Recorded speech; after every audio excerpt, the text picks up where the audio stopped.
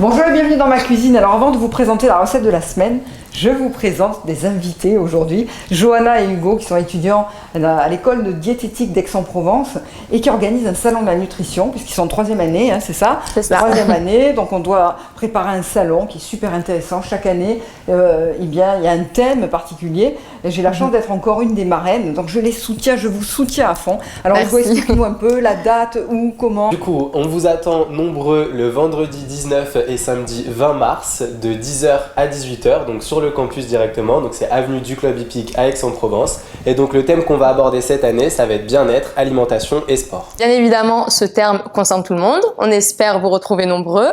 Vous y retrouverez des conférences animées par des professionnels de la santé sur plusieurs thèmes tels que le microbiote ou encore par exemple la nutrition, la récupération du sportif. Il y a également des producteurs locaux qui vont venir donc vendre leurs produits. Vous pourrez y retrouver de la spiruline, des probiotiques ou plein d'autres produits à disposition.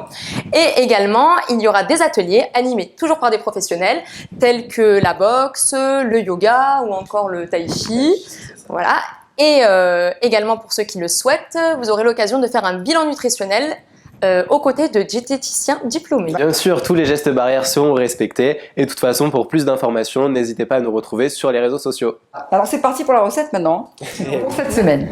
Donc je vous propose, mais vraiment cette petite gourmandise, ce riz pilaf au poulet. En fait, j'avais vraiment envie de partager cette recette avec vous parce que d'abord je voulais vous refaire découvrir le riz pilaf. Je voulais aussi essayer de vous convaincre une fois de plus et bien de faire vous-même votre bouillon de poulet. Ce bouillon, vous pouvez utiliser les morceaux de poulet que vous voulez.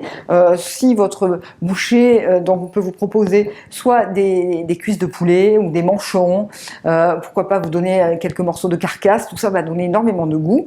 Et ensuite vous allez pouvoir mettre, eh bien, les aromates que vous avez à la maison. Vous voyez là, j'avais pas grand chose, mais ça suffit. Un petit peu de laurier, un oignon un petit peu fatigué, quelques gousses d'ail, des carottes, et là il me reste voilà des branches d'épinards de midi, et tout ça avec un peu de sel. Je vous assure, vous allez le cuire 1h30 à l'avance. Donc pourquoi pas faire le bouillon de poulet bien la veille ou le matin pour le soir ou 2 heures avant de préparer votre pilaf. Vous voyez là, j'ai terminé la cuisson de mon bouillon où j'ai utilisé des manchons.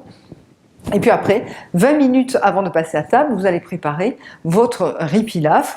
Et là, pour ça, il vous faut donc un petit peu de beurre et d'huile pour faire revenir des vermicelles, hein, des petits cheveux d'ange. Donc là, je les achète en magasin bio, ils sont semi-complets, ils sont super bons.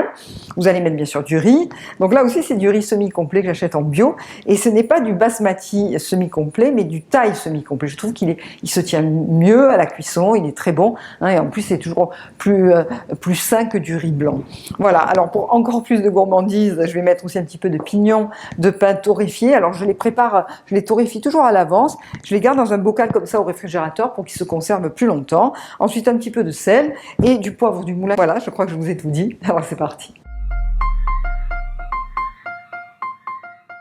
Vous allez préparer le bouillon à l'avance, soit 2 heures avant ou la veille. Donc là, j'utilise des manchons que j'achète. C'est une productrice des Alpes de Haute-Provence qui a des poulets fermiers vraiment exceptionnels.